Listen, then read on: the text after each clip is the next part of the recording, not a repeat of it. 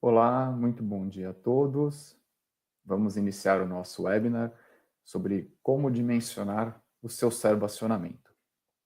Obrigado pela presença de todos nessa nossa apresentação.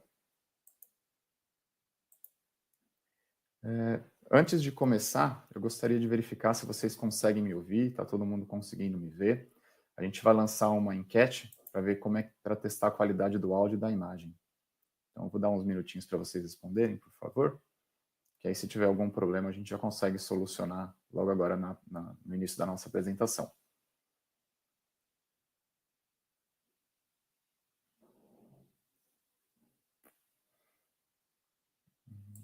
Bom, legal. Pelo que eu vi aqui, acho que está todo mundo conseguindo me ouvir, né? Então, eu vou começar a falar um pouquinho sobre mim. Eu sou o Bruno Iorio, eu sou especialista de produtos da Mitsubishi, né? A gente trabalha na divisão de automação industrial. Eu sou engenheiro mecatrônico, formado pela FISP, e tenho MBA em automação industrial pela USP. Aqui embaixo está o meu e-mail, se vocês quiserem entrar em contato, tiverem alguma dúvida referente a esse webinar, né? Então podem ficar à vontade, mandar o e-mail se vocês tiverem alguma solicitação. E agora eu gostaria de ouvir um pouquinho sobre vocês. A gente vai lançar agora também uma enquete para saber um pouquinho mais do perfil, quem que está participando desse webinar, qual que é a atuação profissional de vocês, né? Então eu vou deixar agora uns minutinhos para vocês poderem responder também.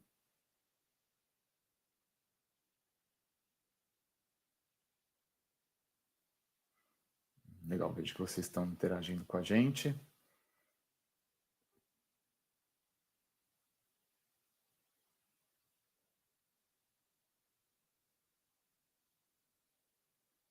Deixar só mais alguns instantes para todo mundo conseguir responder.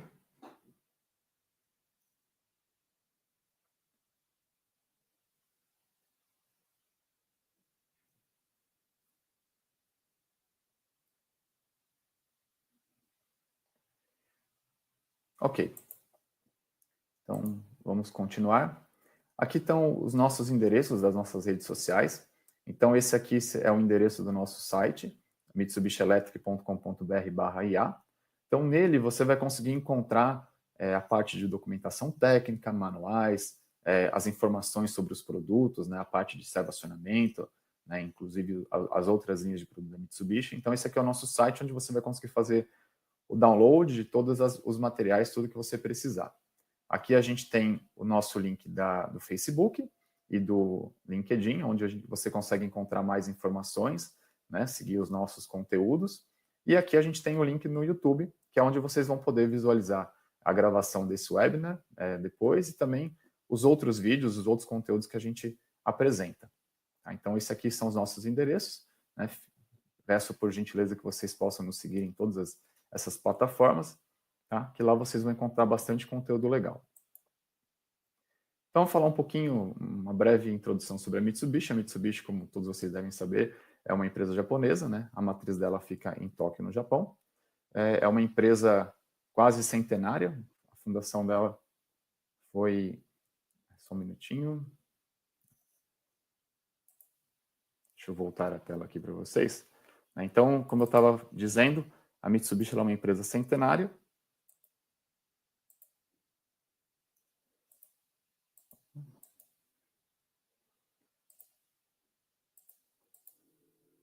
Só um momentinho, por favor.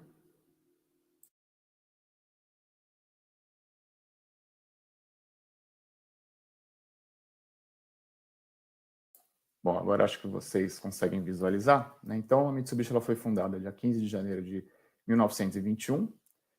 Aqui a gente tem o resultado, né, do ano fiscal de 2019, né? Então, ele teve um faturamento de 40,7 bilhões de dólares e um resultado líquido de 2,04 bilhões de dólares. Né? Então, a Mitsubishi ela tem cerca de 145 mil funcionários, né, em 40 países do mundo. E aqui a gente tem o portfólio de produtos. Né? Então, a gente tem a divisão, a parte de automação e visualização, que vai incluir os CLPs, as IHMs, o software de programação e supervisório, a parte de acionamento, onde a gente vai encontrar os servos, os motion controllers, os inversores de frequência e os robôs industriais. A gente tem a parte de controle, distribuição e monitoramento, né, de energia, então a linha de disjuntores de baixa tensão, equipamentos para partida direta de motores, como contatores, disjuntores e os relés. Temos a parte de multimedidores para gerenciamento de energia e a parte de dispositivos de softwares para gerenciamento, né? Então, além disso, a gente também tem a área de mecatrônica, onde a gente tem a parte de CNC, que é o comando numérico computadorizado, máquinas de corte a laser e máquinas de eletroerosão. Bom, então vamos lá, vamos começar a nossa apresentação propriamente em si, onde eu vou falar como fazer a especificação do seu servoacionamento, né, do seu servomotor. Então a gente tem algumas etapas, né, na parte de especificação técnica, parte de cálculos, para conseguir chegar efetivamente no modelo do servomotor que mais vai se adequar à sua máquina. Então aqui eu fiz um resuminho, né, de como que o que a gente precisa fazer, né, como que a gente pode especificar o servomotor. Então aqui eu listei 5 tópicos, né, 5 itens importantes que a gente vai mostrar ao longo desse webinar. Então, o primeiro deles, a gente vai ter que determinar o perfil de movimento da carga. Então, antes da gente calcular o servo, a gente precisa entender o que ele vai movimentar, né, e qual que é o perfil de movimento, né? Então, questão de tempos, de rampa, aceleração. A gente vai precisar calcular a inércia dos componentes. Então, a gente trabalha com componentes mecânicos, né? Então, tem que saber, envolve a parte de cálculo desses componentes, né, para a gente poder verificar o tamanho do motor. Verificar se vai utilizar ou não redutores ou outros componentes mecânicos, né, junto com o servo. Calcular a potência inicial necessária e depois selecionar o motor e drive mais adequado para essa especificação. Então, o primeiro ponto seria o perfil de movimento. Então, assim, como é que a gente faz para determinar o perfil de movimento? A gente precisa saber o quanto que o motor vai ter que movimentar, né, qual que vai ser a distância movida e em quanto tempo. Tá? Com isso, a gente vai conseguir calcular a velocidade e a aceleração que esse motor vai necessitar. E aí a gente tem, basicamente, né, 2 tipos de perfil de posicionamento, que são os perfis triangular e o trapezoidal. Então, com essas informações, a gente consegue determinar o perfil de movimento. Então, vamos pegar um exemplo prático. Eu tenho aqui, eu quero aqui determinar, né, a velocidade de produção de uma máquina. Então, assim, isso daí é uma informação que você normalmente vai ter na hora de especificar um servomotor, que é assim, quantas peças que essa máquina vai fazer por minuto, ou se for uma esteira, algum deslocamento linear, quantos metros por segundo esse motor vai ter que girar o acionamento, a peça, né? Então, com base nessas informações, a gente consegue estipular o tempo do perfil de movimento. Então, aqui vamos supor, eu tenho uma máquina, né, uma faca rotativa, que ele vai cortar 100 chapas por minuto. Então, com essa informação, eu já consigo determinar justamente o quê? O tempo que eu tenho para posicionar. Então, se eu tenho 100 chapas por minuto, quer dizer que eu vou fazer uma chapa a cada 0,6 segundos, né? Então 600 milissegundos. Então, o meu tempo que eu tenho para posicionar é esses 0,6 segundos. Então, dentro disso, eu vou ter que calcular os valores de velocidade e aceleração para que no final eu consiga atingir esse posicionamento em 0,6 segundos. Então, aqui, eu coloquei os 2 tipos de perfil para explicar um pouquinho como que a gente faz como que a gente faz esse cálculo. Então, aqui a gente tem o perfil triangular. Então, vamos considerar, nesse exemplo, que o meu deslocamento, né, o meu ΔS, o motor ele vai ter que dar uma volta, né, que seria a distância que a faca vai ter que rotacionar para poder cortar a peça. Então, nos 2 casos, tanto no perfil triangular quanto no trapezoidal, o deslocamento vai ser o mesmo, vão ser 360 graus. Só que aí, aqui a gente percebe o quê? Que no perfil triangular, ele acelera, ele atinge um valor máximo e aí ele começa a desacelerar. Já no perfil trapezoidal, não, ele acelera, aí ele vai manter um tempo a velocidade constante e depois ele vai desacelerar. Então, o que muda de um para o outro? Eu não sei se vocês conseguem visualizar, mas aqui a gente tem em azul o valor da velocidade. Né? Eu até deixei aqui, eu coloquei aqui do lado. Então, nesse perfil triangular, a gente atinge uma velocidade de 200 RPM. Tá? E já no perfil trapezoidal, a gente atinge uma velocidade de 150 RPM. Né? Só que, e o que diferencia um do outro? Né? Por que aqui eu tenho mais velocidade e aqui eu tenho menos velocidade? Justamente por quê? Porque aqui a minha aceleração ela é menor. Então aqui eu levo mais tempo para atingir esse ápice, esse pico aqui de velocidade, enquanto aqui eu tenho uma aceleração mais rápida. Então aqui eu vou chegar mais rápido nessa velocidade máxima e depois eu vou desacelerar de uma forma mais rápida. Se a gente for calcular, né, a área desse triângulo e a área desse trapézio, o valor vai ser exatamente o mesmo, que vai ser o quê? A minha posição, que são os 360 graus. Então, meu deslocamento é o mesmo e o tempo que eu tenho para fazer o posicionamento também é o mesmo. O que muda basicamente é o quê? O meu valor de velocidade de aceleração. Ah, mas qual que é melhor? Nesse caso, né, na verdade, assim, a gente tem vantagens e desvantagens nos dois casos. No perfil triangular, qual que é a vantagem? Você trabalha com uma aceleração menor. Então, você vai precisar de um torque de pico menor. Já no perfil trapezoidal, a vantagem é que você consegue trabalhar com uma velocidade máxima menor. Então, aqui você conseguiria, por exemplo, trabalhar com valores de redutor maior, que eu vou explicar um pouquinho mais para frente. E qual que é a desvantagem no perfil triangular? Você vai ter uma velocidade máxima maior, né? Então, por conta disso, se você for usar um redutor, a relação de redução acaba sendo menor. E aqui a desvantagem no trapezoidal é que você precisa de uma aceleração maior nesse ponto. Então, assim, não existe um perfil correto ou um único perfil correto, né? Isso vai depender muitas vezes do seu tipo de aplicação, né? Do que você precisa, se você precisa de mais velocidade, se você precisa de mais torque, né? Então, isso daí a gente utiliza para poder verificar, né, qual que vai ser o que vai ficar mais adequado para a sua aplicação. Né? Então, a gente tem esses dois tipos de perfil, mas não são os únicos. Né? A gente pode trabalhar, por exemplo, num trapézio com uma aceleração maior, uma aceleração menor. Né? Então, isso daí a gente consegue até utilizando a ferramenta que eu vou mostrar mais para frente. Então, cálculo da inércia. Né? Eu coloquei aqui essa animação, onde mostra, né, faz uma analogia a um sistema linear e a um sistema rotativo. Então, eu imagino que essa fórmula aqui todo mundo deve lembrar da época do ensino médio, da faculdade, né? Quando a gente fala de um sistema linear, a gente fala sempre em massa, que força é igual a massa vezes a aceleração. Quando a gente vai falar de um sistema rotativo, né, no caso de um servomotor, a gente acaba tratando de outra maneira, né, essa grandeza. Então, assim, o que era força, a gente vai tratar como torque. E o que era inércia, o que era massa, na verdade, a gente vai tratar como inércia. E aí a aceleração ela vai manter a mesma. Então, essa equação, né, a diferença é que onde a gente tratava como força, a gente vai tratar como torque, e o que era massa vai tratar como inércia. Né? Então, o que seria a inércia? Né? Então, a gente ouve muito falar de inércia, mas às vezes o conceito ele fica meio obscuro para a gente. Então, a inércia ela é a tendência do corpo permanecer no seu estado de equilíbrio.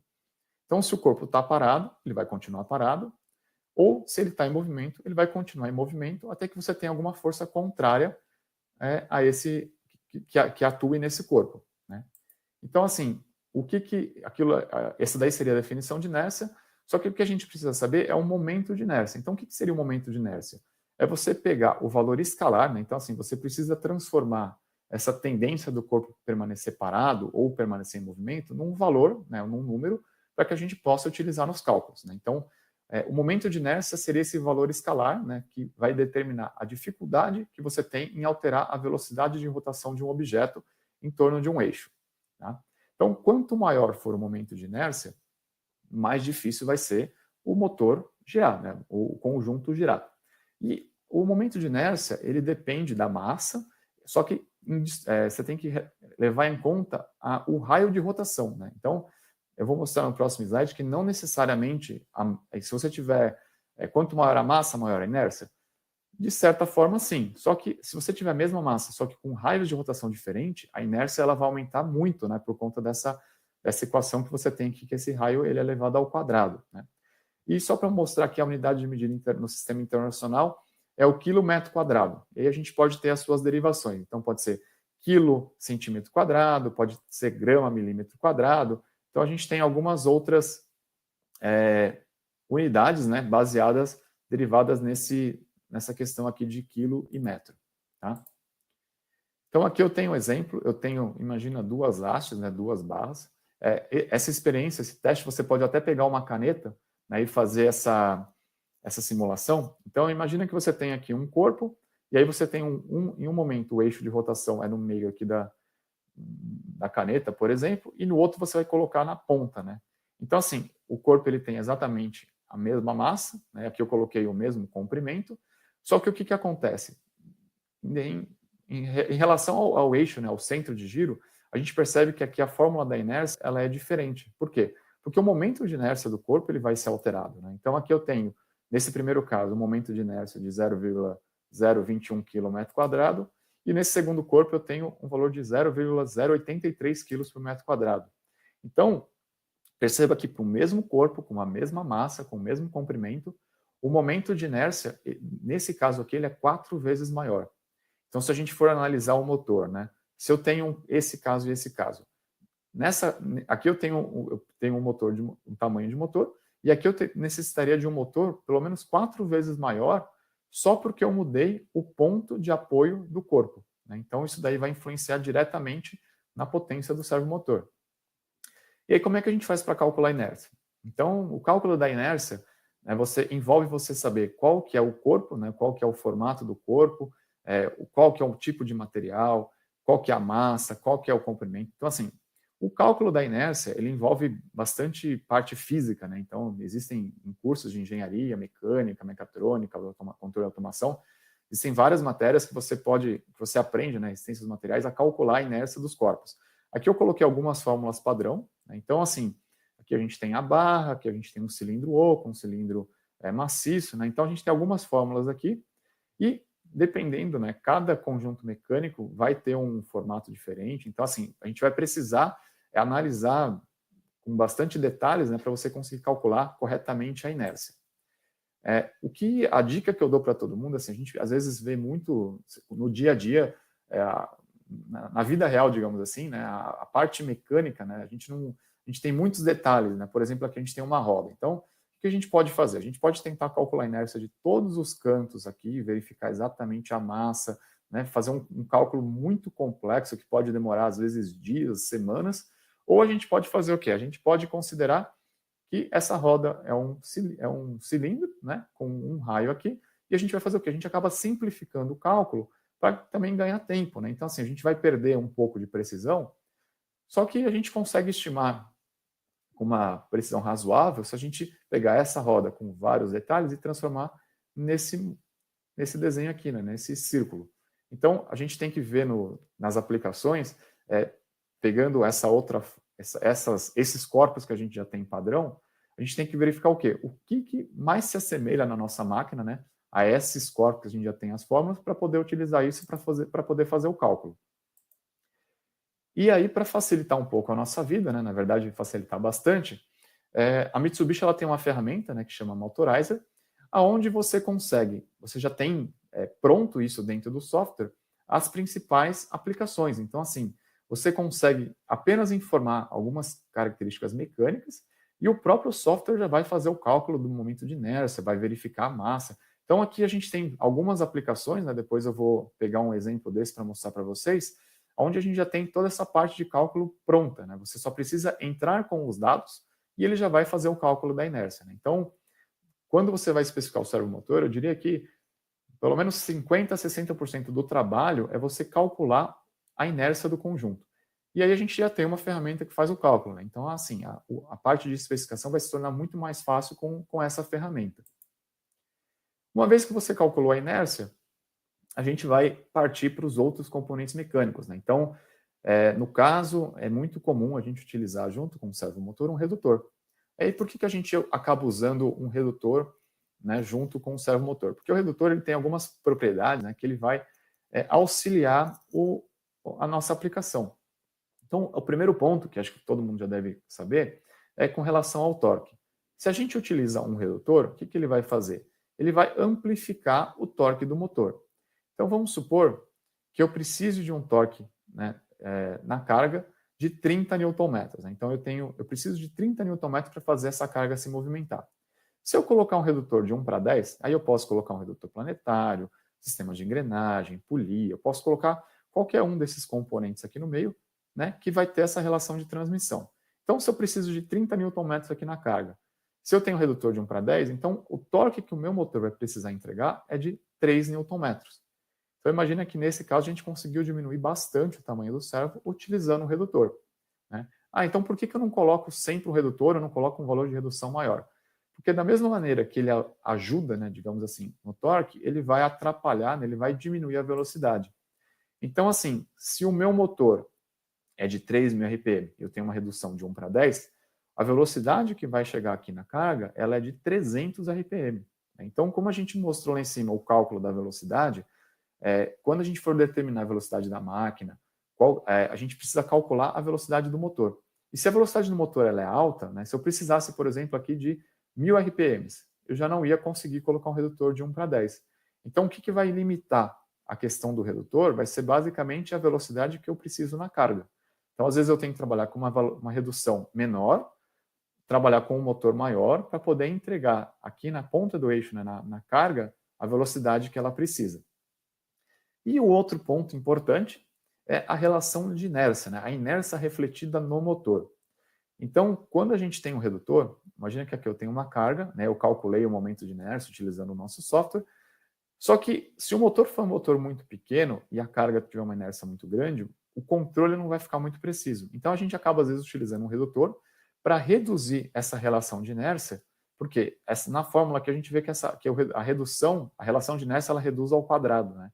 Então se eu tiver, por exemplo, um redutor de 1 para 10, a inércia da carga vai diminuir 100 vezes por conta do redutor. Aqui a gente tem um exemplo. Então, vamos supor que aqui eu tenho duas engrenagens, né, com o número de dentes de 50 e aqui de 100. Aqui é o valor da inércia de cada uma das engrenagens, né, e aqui eu vou calcular quanto que a inércia dessa engrenagem, né, vai influenciar aqui o motor. Se a gente fosse fazer uma conta rápida, falar, eu tenho uma engrenagem com inércia de meio e a outra de 8, então eu teria o quê? 8,5 kg por centímetro quadrado. Só que por conta da relação de você ter uma que é o dobro da outra, né, se a gente for jogar aqui na fórmula, a gente percebe o quê? Que essa engrenagem, né, a engrenagem movida, a inércia que o motor vai enxergar não é 8, mas vai ser 2 kg por centímetro quadrado. Justamente por quê? Por conta dessa relação de transmissão. Então, a inércia total do meu sistema, né, em vez dela ser 8,5, ela vai ser 2,5.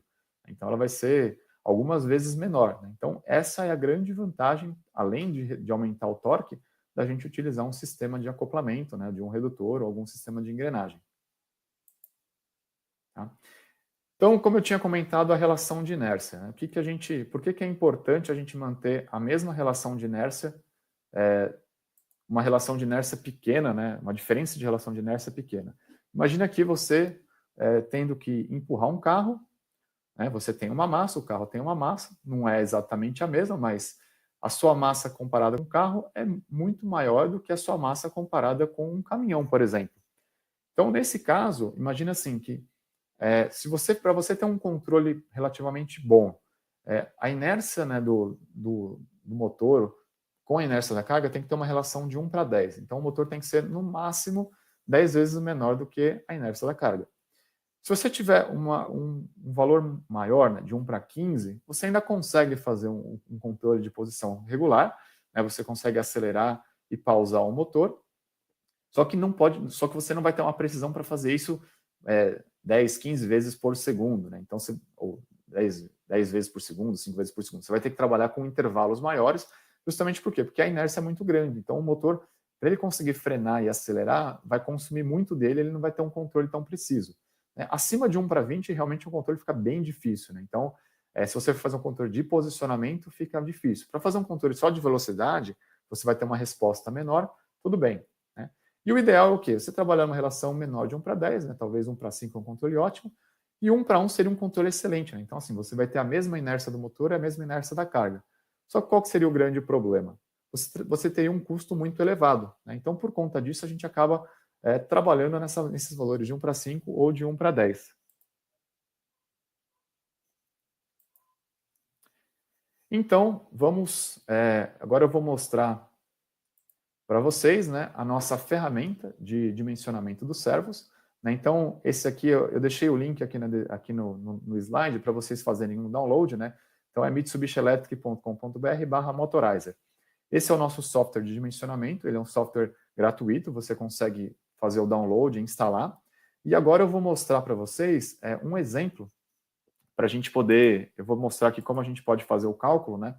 Então eu peguei aqui um caso, né? Então imagina que esse aqui seria um fuso de esferas, que é uma aplicação bem comum que a gente encontra na indústria, né? Nas máquinas. E aqui eu tenho algumas informações, né? Eu já adianto que na maioria das vezes, dificilmente a gente vai conseguir levantar esse número grande aqui de informações, né? Mas a ideia eu vou mostrar para vocês agora no software, né? Eu vou, só um minutinho que eu vou mudar a tela aqui.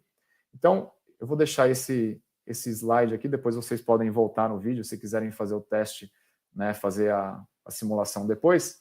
E aí eu vou colocar aqui na outra tela o Motorizer, tá? Só um momentinho.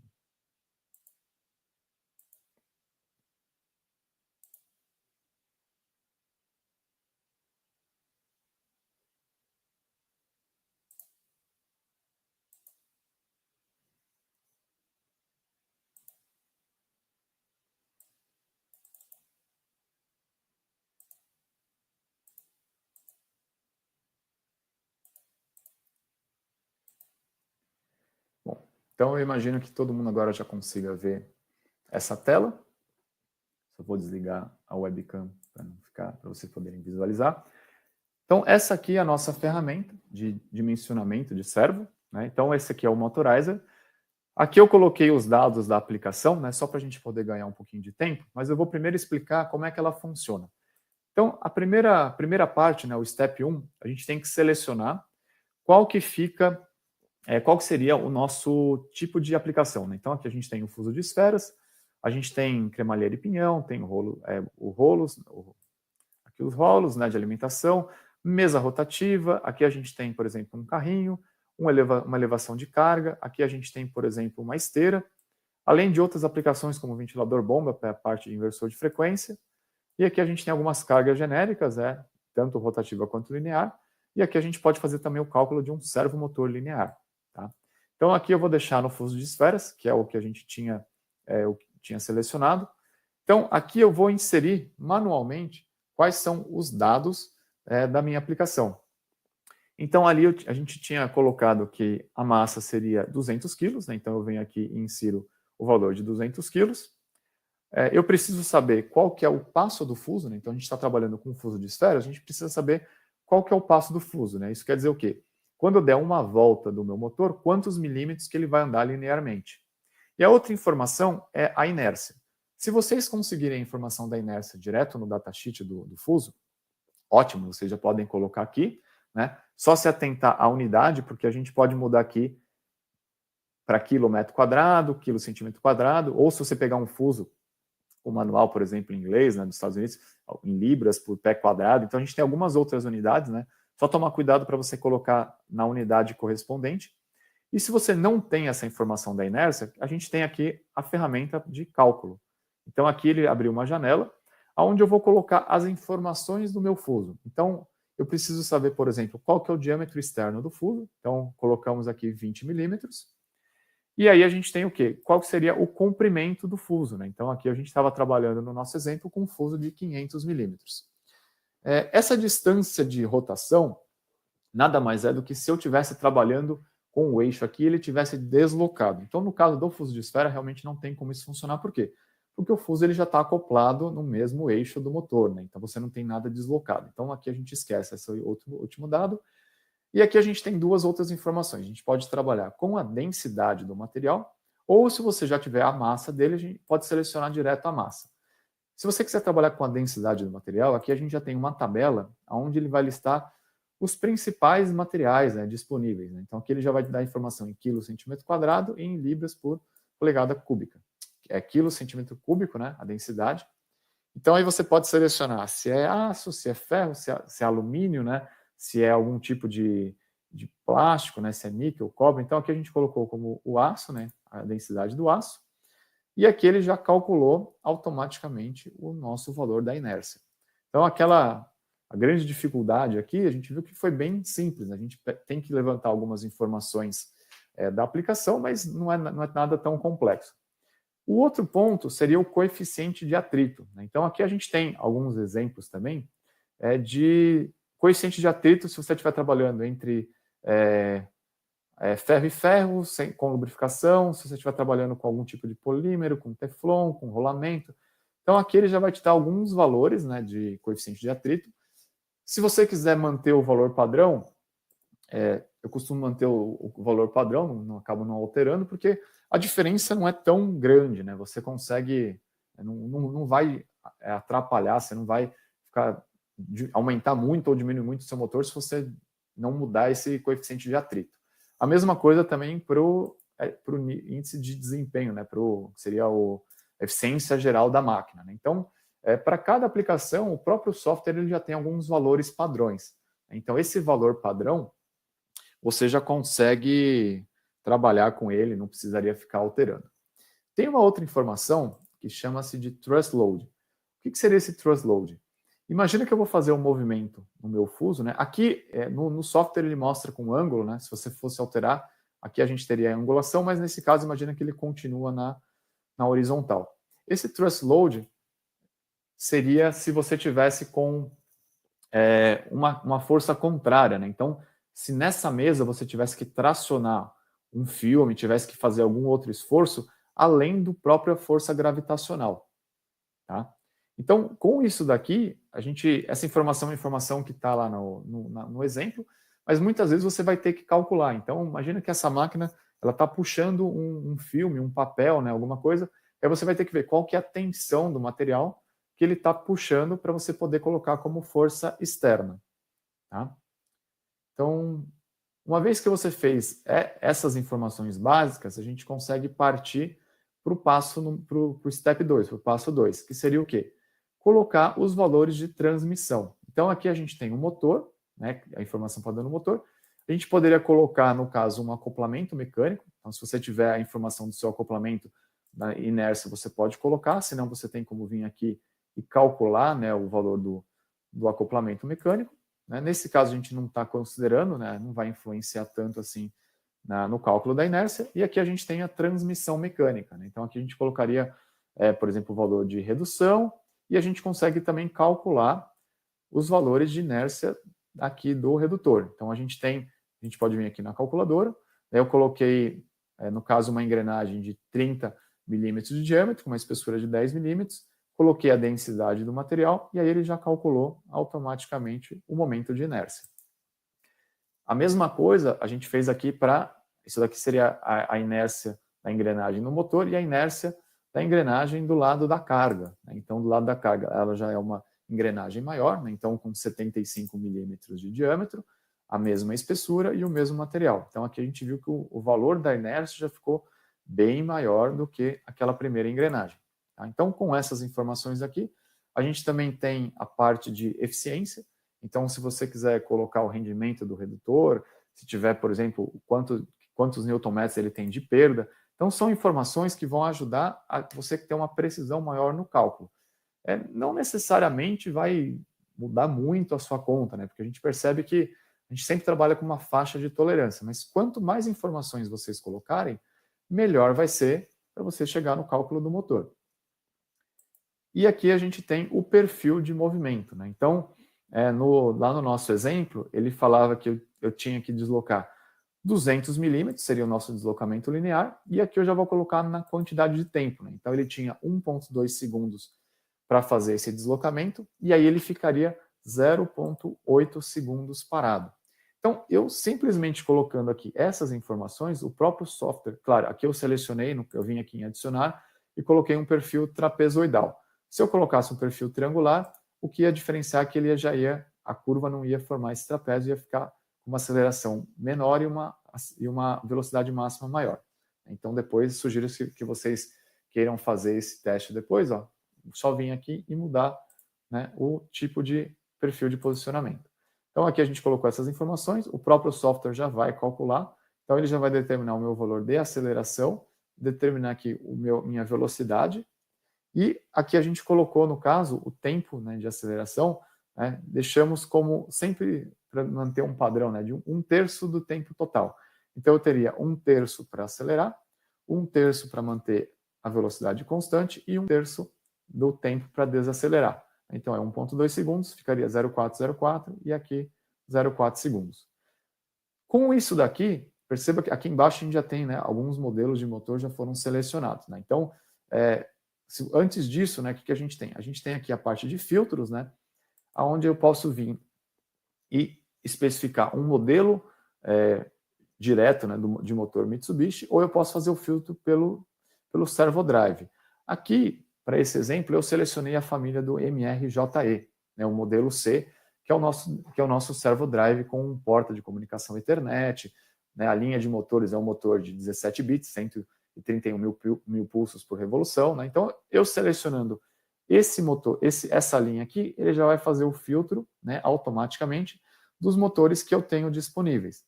Então, nesse caso, ele mostrou esse motor, que é o HGKN23, né, com um check verde, e o HGKN13 com um xizinho vermelho. O que isso quer dizer? No primeiro caso, né, nesse caso aqui, ele é um motor de 100 watts, esse aqui é um motor de 200 watts. Então, o motor de 100 watts, ele está com um X, por quê? Porque algum dos filtros aqui, né, ou pelo menos um ou mais de um, ele está com uma cor vermelha. Né? Então, isso quer dizer o quê? Que, por exemplo, o torque do motor de 100 watts não é o suficiente para a gente conseguir trabalhar com essa carga, né? com esse conjunto mecânico que a gente colocou aqui. Né? Além disso, a gente também tem que a relação de inércia desse motor é 17,4 vezes a inércia da carga é 17,4 vezes a inércia do motor. Então, ele mesmo já faz esse filtro, né? E aí ele vai listar justamente o quê? O motor que atenderia melhor a sua aplicação. Então, nesse caso aqui, a gente pegaria um motor de 200 watts, onde eu já trabalharia com cerca de 58% do torque nominal do meu motor. Eu tenho aqui uma relação de inércia de 6,2 vezes, então a gente conseguiria ter um bom controle, né, com essa relação de inércia. Né, e aqui ele mostra que a gente está trabalhando com 32% da velocidade nominal e com 75% da velocidade máxima. Isso porque eu considerei aqui, né, um redutor de 2 para 5. Se eu fosse considerar, por exemplo, colocar um redutor de 1 para 5, aí eu já não teria aqui, né, o meu motor ele já não seria suficiente. Por quê? Porque a minha velocidade máxima, eu já não teria a velocidade máxima suficiente. Então, se eu colocar, por exemplo, uma redução de 1 para 3, aí eu já consigo selecionar, aqui no caso, o motor de 200 watts. Perceba que aqui, ó, colocando uma redução de 1 para 3, o meu motor de 100 watts, ele saiu daquele X vermelho e foi para um ponto de exclamação em amarelo. Por quê? Porque eu não estou em nenhum dos pontos acima do que o motor pode entregar, só que eu tenho, no caso, o motor precisa trabalhar com 97,7% do torque nominal. Isso quer dizer o quê? Que o meu motor está muito próximo de trabalhar com a capacidade máxima dele. Então, imagina que você fez o cálculo da máquina considerando um certo número de ciclos por hora, por minuto. Se o cliente quiser aumentar, ou se você quiser aumentar a velocidade da máquina, aqui você até consegue aumentar a velocidade do motor, só que ele não tem torque suficiente para poder, às vezes, aumentar o funcionamento. Então, é razoável, né, que a gente trabalhe sempre com uma tolerância, pelo menos uns 15% de folga com relação à parte do torque. Né? Então, aqui o ideal seria continuar com esse motor de 200 watts. Se por acaso eu colocasse uma relação de 1 para 1, né, então assim, eu tirei o meu redutor, não estou fazendo nenhuma redução, aí o que acontece? O próprio software ele já vai dizer que mesmo o modelo de 200 watts e o de 400 watts ele já não é mais compatível. Então a gente teria que trabalhar com um motor de 700 watts. Tá? Então assim, o legal da ferramenta é que a gente consegue mudando, né, os dados e ele já vai calculando automaticamente qual que é o melhor motor dentro dessa família que a gente selecionou. Se a gente for pegar, por exemplo, o modelo do J4, né, vou selecionar aqui o JE, então aqui ele vai me dar várias outras opções, né, de acordo com a família de servo drive que a gente selecionou. Tá? Então, essa daqui é uma ferramenta, ela é muito prática, muito intuitiva, ajuda bastante a gente para fazer a especificação. Né? E além disso, a gente consegue aqui, ó, imprimir. Então, se eu clicar aqui em print, eu vou conseguir pegar esse relatório, né? Eu posso gerar um relatório, posso colocar aqui o nome, algumas informações, né, para aparecer aqui no cabeçalho, né, algumas notas aqui, e aí eu consigo gerar esse relatório, eu posso imprimir ele, deixar salvo, né, como memorial de cálculo do projeto. Então ele vai dar todas as informações aqui com relação à curva de torque, torque efetivo, pico. Então esse aqui é o perfil, é o torque eficaz, né, que ele vai precisar, os dados da sua aplicação, né, então a parte do fuso de esferas, tá? E aqui se você usou ou não usou redutor. Então todas as informações você consegue salvar, pode salvar em PDF, pode imprimir, né? Isso daqui já vem aqui direto no nosso software. Eu vi que tem algumas perguntas aqui. Eu vou começar, só ver se tem alguma coisa referente ao Motorizer. Então, aqui a gente... vamos ver aqui, ó. Utilização... Então, eu vi aqui, por exemplo, uma pergunta aqui do Ricardo, né? Em relação à utilização de redutores. A folga do sistema mecânico não prejudica o posicionamento em aplicações de duplo sentido? Isso. Quando a gente trabalha, né, com redutores, a gente tem sempre aquele backlash, que seria justamente a folga, né, das engrenagens. Essa folga a gente consegue via software, né? Aí a gente, no caso aqui eu não vou entrar muito em detalhes de como fazer no software, mas a gente tem parâmetros no software que a gente consegue entrar com essa informação do backlash, que seria justamente a folga, né, do conjunto mecânico, e com isso a gente consegue fazer a compensação dessa folga. Tá? Vamos ver aqui uma outra pergunta. É a questão aqui do Marcos, né? Qual o tipo no Motorizer para elevador de carga? Então, se a gente ver aqui, né, nesse primeiro passo, a gente tem esse modelo aqui que seria o elevator, né? Então, se eu mudar aqui, né, a gente pode mudar o mecanismo, a única coisa que ele vai fazer vai ser resetar as informações, né? Então, se eu quiser trabalhar com elevação de carga, eu já tenho um módulo específico, né, onde eu tenho aqui o diâmetro da polia, eu tenho peso e contrapeso, e eu posso fazer, né, a aplicação baseando aqui nesse modelo pronto. Muitas vezes acontece assim, da gente ter uma máquina totalmente... uma máquina que foge desse padrão, né, dessas aplicações aqui convencionais. A gente tem algumas maneiras de trabalhar quando a gente não tem esse modelo pronto. Uma maneira que a gente pode fazer assim, é colocar uma carga genérica, e nessa carga genérica a gente pode ir adicionando algumas informações. Então, assim, você vai e calcula, né, qual que seria o valor da inércia, né, e com o valor da inércia, você já consegue vir aqui e colocar, né, a informação. Então, você pode usar softwares, por exemplo, como SolidWorks, você consegue trabalhar, né, com alguns outros softwares de CAD, onde ele já vai te determinar esse momento de inércia.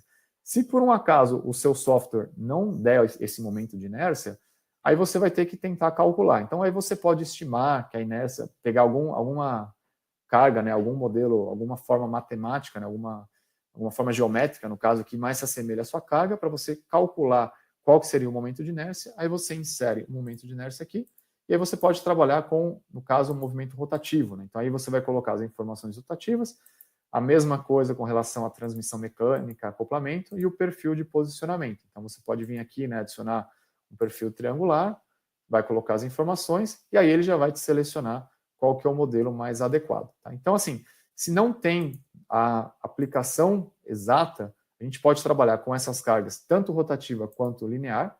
Né? Então, vou mudar aqui só para mostrar para vocês. Então, se a gente vai fazer um deslocamento linear, né? Não é exatamente um fuso, você pode trabalhar com polia sincronizadora, algum outro sistema mecânico, só que se você souber, né, o valor da massa, considerar os valores de inércia, você pode utilizar o Motorizer também, né, mesmo que não tenha aqui as aplicações convencionais. Tudo bem? Alguém tem mais alguma pergunta? Vou deixar Deixa eu voltar aqui a tela, só um momentinho.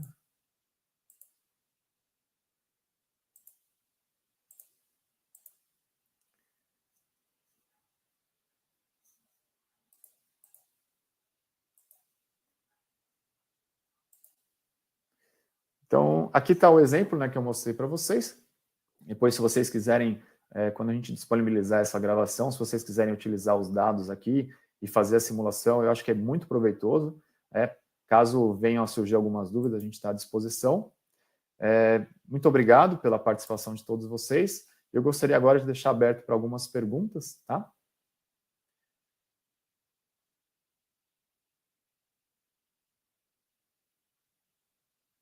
Eu vi que tem aqui, ó, o Eduardo, né? Como calcular a estimativa de desgaste? Tem um parâmetro mínimo e máximo?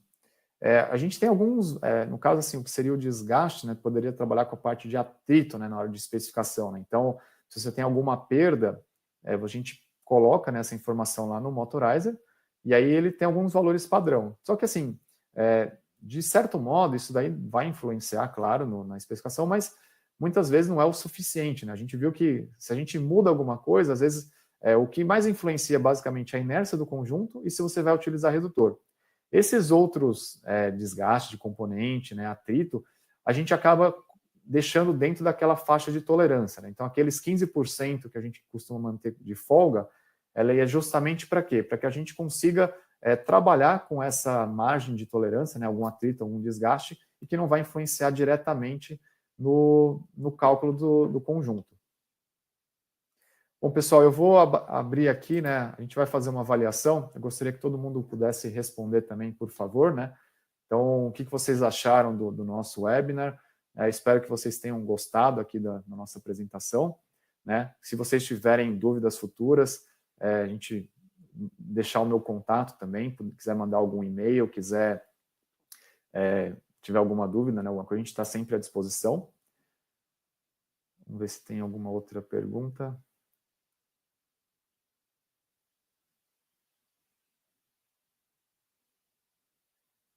Eu vi aqui uma pergunta do Antônio José, né, com relação ao movimento triangular e trapezoidal do gráfico, como que a gente tem a posição atingida. Então, na verdade, para você já começa esse desempenho, né, você já começa a fazer esse perfil com a posição que você quer chegar. Então, na hora que ele termina o perfil, que ele chega em velocidade zero, é quando ele chegou na sua posição. Tá? Então, esse é o momento que ele terminou o perfil. O que a gente pode fazer também é colocar mais de um perfil, né? Então, se vocês forem naquela telinha lá e adicionar perfil, você pode trabalhar com o perfil triangular junto com o perfil trapezoidal, você pode emendar vários movimentos em sequência, tá? E aí, quanto mais movimentos você colocar, ele vai calcular qual que vai ser o torque eficaz, né, o torque RMS, ao longo desse perfil. Então, quanto mais pausa tiver entre um perfil e outro, consequentemente, menor vai ser o valor do torque eficaz. Eu vi aqui outra pergunta do Marcos, com relação a esse modelo, né, o MRJE, que é o nosso Drive Modelo EtherCAT, se eles são compatíveis com outros protocolos. A linha do MRJE, ele tem o protocolo CC-Link iField Basic, que é o protocolo aberto que a Mitsubishi usa nos seus CLPs, HMs, inversores de frequência, mas ele também trabalha com o Modbus TCP. Então, ele tem os registradores que você consegue mandar as informações, né, por outros CLPs, outras IHMs, né, até outros softwares supervisórios, é o protocolo padrão Modbus TCP, e ele também teria a opção de Modbus RTU. Então, a gente tem essas duas maneiras de comunicar com a linha do MRJE.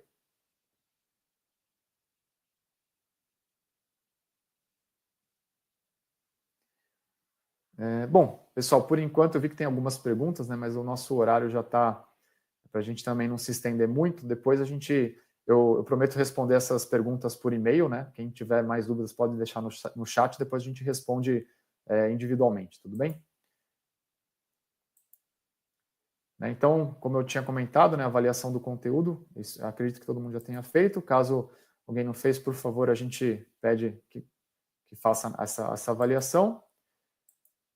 Tá? E eu deixo aqui, né, o link para o nosso próximo webinar, que seria o benefício da rastreabilidade de dados nas indústrias. Tá? Então, assim como vocês visualizaram, né, participaram desse meu webinar, a gente também tem outros webinars que vão ocorrer. Né? Então, entrem no nosso canal, no Facebook, no LinkedIn, no nosso site, para vocês poderem se interar com os próximos conteúdos. Então, eu agradeço a todos, muito obrigado pela participação. Tá? Então, fico à disposição. Caso alguém tenha alguma dúvida, quiser entrar em contato comigo futuramente, será muito bem-vindo. Muito obrigado a todos.